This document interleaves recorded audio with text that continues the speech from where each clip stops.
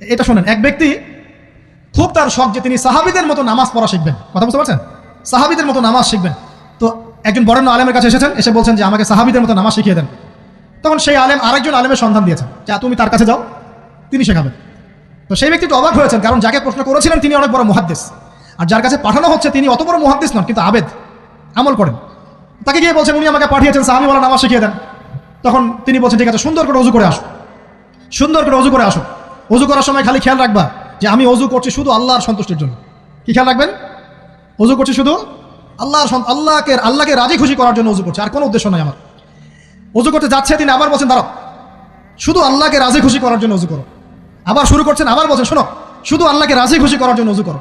এভাবে বলতেই আছেন, নামাজে দাঁড়িয়েছেন, দাঁড়ানোর আগে বলছেন শোনো, শুধু আল্লাহকে রাজি খুশি করার জন্য নামাজ পড়ো। বলতেই আছেন।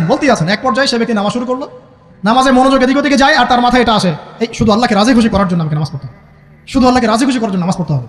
এই চিন্তা তার মনের মধ্যে ঘুরপাক খাচ্ছে। এভাবে নামাজটা সে শেষ করে চিন্তা করছে যে নামাজ তো পুরোপুরি মনোযোগ দিতে পারলাম না, বারবার মাথার মধ্যে এরকম চিন্তা আসছে, আল্লাহ আমাকে তো মাফ করে দাও, নামাজটা আমার মনে হলো না ঠিক মতো।